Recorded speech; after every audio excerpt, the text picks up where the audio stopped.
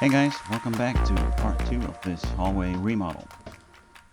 First of all, I would like to apologize for the really bad sound quality on my voiceover in the part 1 video.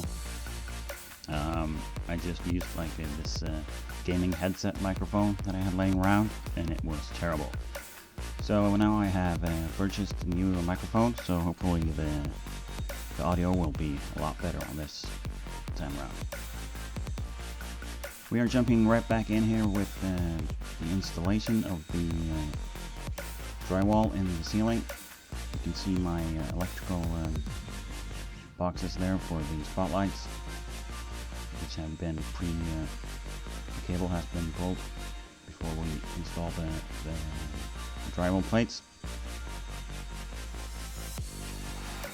I made sure to make a detailed map of the boxes before I started to install the drywall in the ceiling, so that you know where you have your boxes for your downlights, so that you don't drill any holes in the wrong places after the ceiling is installed.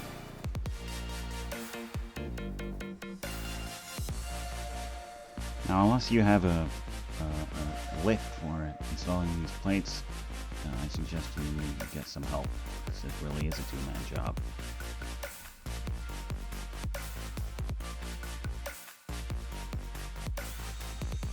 Here you can see me use the special screw in your mouth technique to make sure the plate doesn't fall down and you have to pick up new screws from your pockets. It's a very effective method.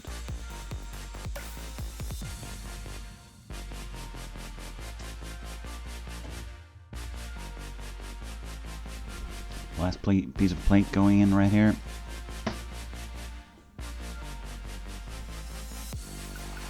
Making sure I get all the joints as tight as possible.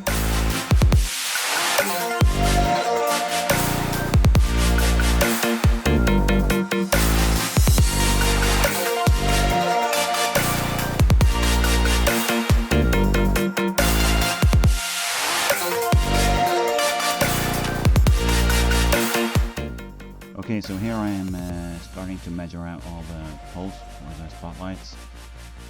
Because of the lockdown situation, the painter couldn't come and do the painting in the ceiling before the lights were installed. So we decided to just mount the lights, so we had lights for continuing the remodel, and I just took the lights down again before the painters arrived.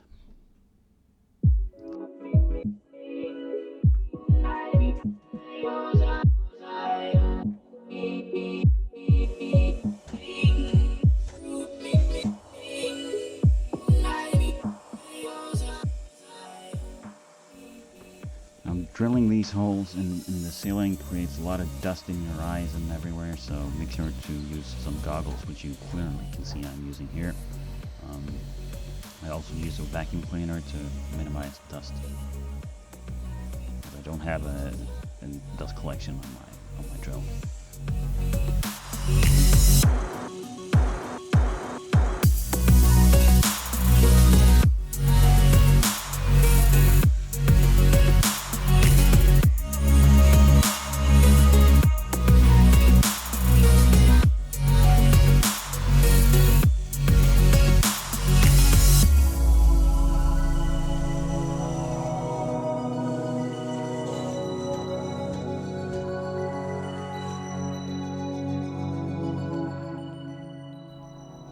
So here I am, just pulling out the cables and mounting the spotlights.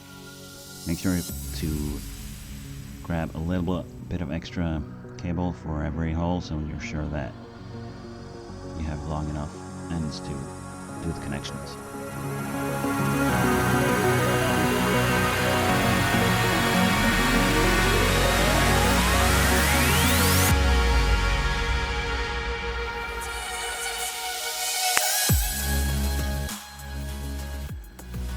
Mounting the dimmer switch right here. It's just a temporary solution to get the lights working. Later on I will install Zigbee wireless demo switch that I control from my smartphone with my smart home system. So this is just a temporary solution to have lights while continuing the remodel.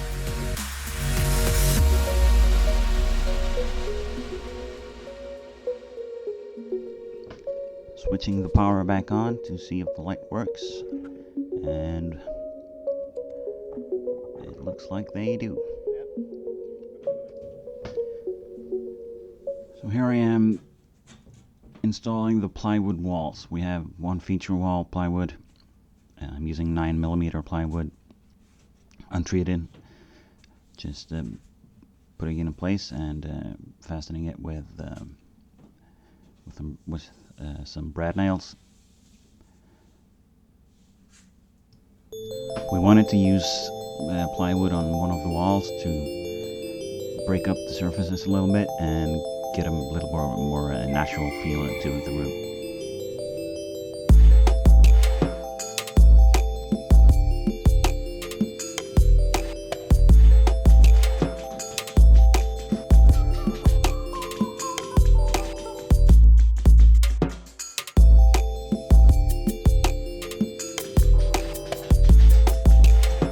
I just used a circular saw with a guide on the side, just a 2x4 on the side to cut these plywood walls. This is probably the most advanced drywall plate I had to install. It had 4 holes and 2 large holes, one for the electrical junction box and one for the sewer pump control box, and also it had a junction box for the telephone lines and a power outlet. Any ideas?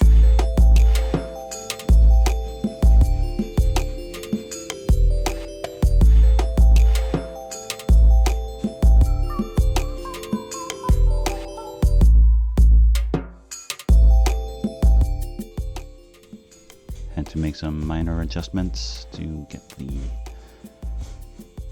plate flush against the wall. Always exciting to see if these plates with a lot of holes match up.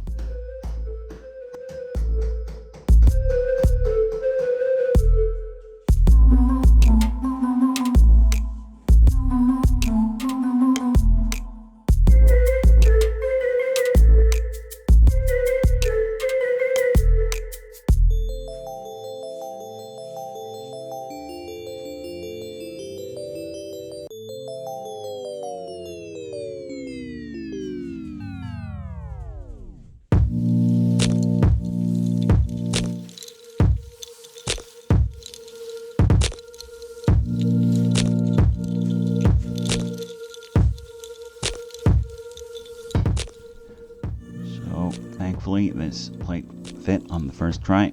Just needed a little nudge to the side, and it went on. So, happy times.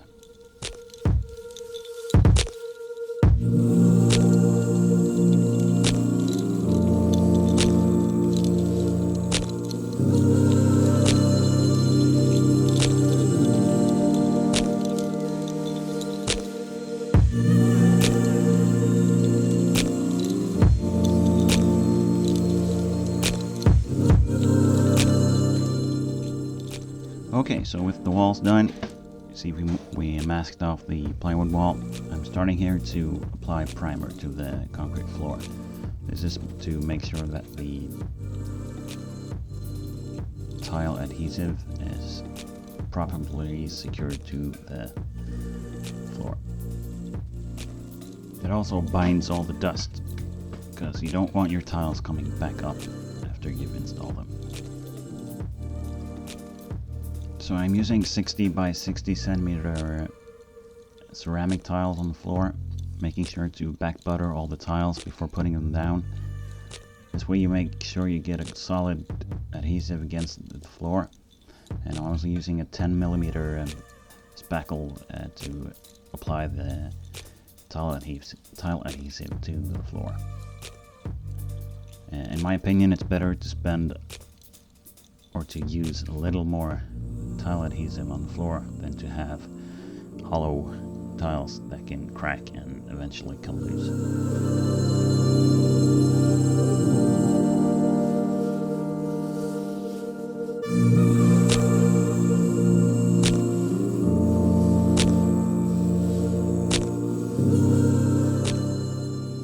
Now I am using a leveling system here instead of tile crosses between the tiles. This ensures that all the tiles are at the same height, so you don't get any edges to trip on and stump your toe. The way these work is that you put these hoops underneath the tiles before putting on the next tile, and then you insert this wedge and you tighten it with a special clamp. This lifts, either lifts the tile up from underneath and lifts it up, or the wedge pushes the tile down. Most times it does both, so that you have the tiles at the same height. They are weakened at the bottom, so when the tiles have set, you just kick them on the side and they break off, allowing you to put in the grout between the tiles afterwards. It's a really good system. I've used that last couple of times I've tiled, and the results are much better than when not using them. I will leave a link in the description to the specific system I used.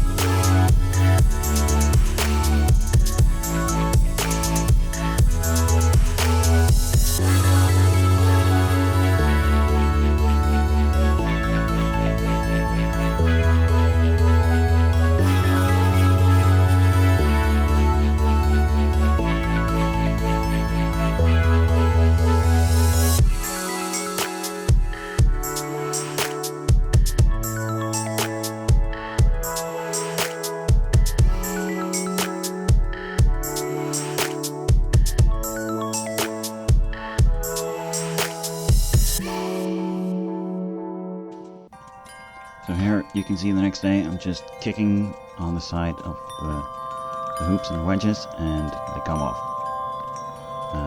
You reuse the wedges, but the hoops you have to get new ones. Now we hired professional painters for this job to get a good result, so I don't have any footage of the actual painting going on because I can't just randomly record professional hired craftsmen. So this is how it looked in the middle of after the first paint layer was on, and this is how when it was finished. So remounting the lights here so that I can see what I was doing while working on. I don't have to do the connections all over again, they were just plug based, so after you've done the initial connection you can just plug in and out the lights themselves.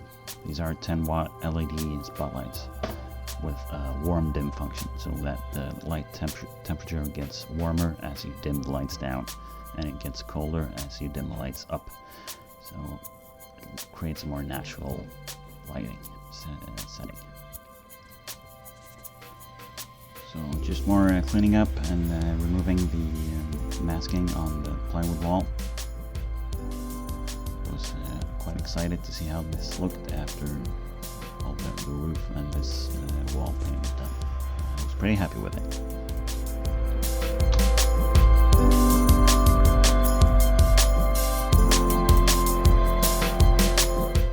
So starting to doing the grouting between the tiles here. I think I have a 3mm gap between the tiles, so it's just the grouting itself is quite quick. Then you have to wash the floor 10-15 times so you don't get any grout setting on the top of the tiles.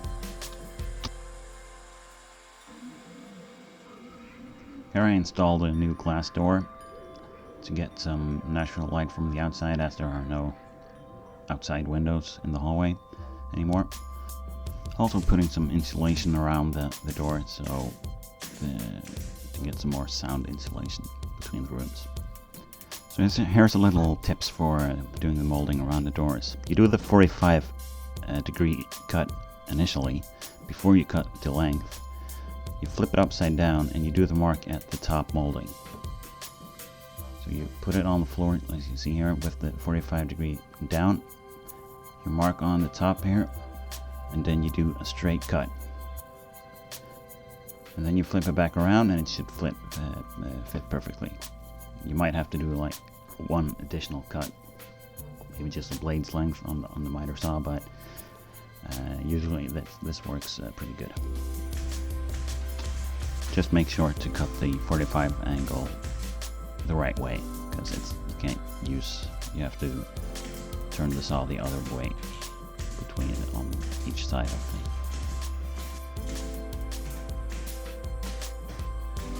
So on to finishing touches here. Just doing the molding around all the doors and the baseboards. We went for no molding in the ceiling on this. We like this clean minimalist style, Nordic style, whatever you want to call it. And no nooks and crannies on these baseboards or moldings around the door. Just everything as clean as possible. That's the way we like it.